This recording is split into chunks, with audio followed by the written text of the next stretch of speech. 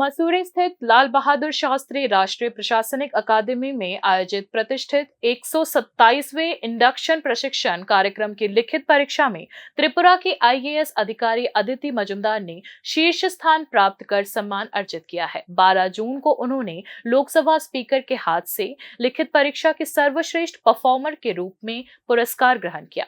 अदिति मजुमदार के साथ इस गहन प्रशिक्षण में त्रिपुरा के कई अन्य अधिकारी भी शामिल हुए थे, जिनमें अजित शुक्ल दास, देवानंद रियांग, संतोष दास, धनबाबू रियांग, दशरथ देबबर्मा, मिहिर कांति गोब और उपेंद्र जमातिया प्रमुख है।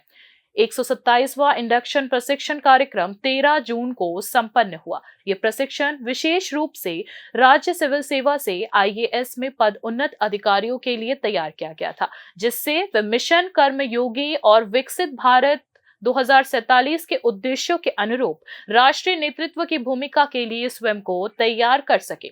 6 सप्ताह तक चले इस इंडक्शन कार्यक्रम में देश भर के 19 राज्यों से आए 97 आईएएस अधिकारियों ने हिस्सा लिया था। इस दौरान प्रशासनिक दक्षता, नेतृत्व कौशल और जनसेवा में नैतिक प्रशासन को बेहतर बनाने पर विशेष जोर दिया गया।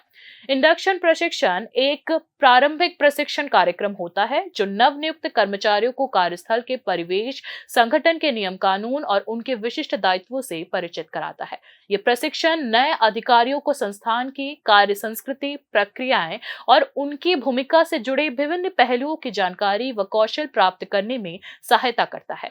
आमतौर पर यह प्रशिक्षण सेवा की शुरुआत में दिया जाता है ताकि अधिकारी कार्यस्थल पर सहज महसूस करे और प्रभावी तरीके से कार्य प्रारंभ कर सके। साथ ही ये कार्यक्रम उन्हें जमीनी स्तर पर कार्य करने के लिए तैयार करता है और कार्य संस्कृति की गहरी समझ प्रदान करता है। Bureau report, news now.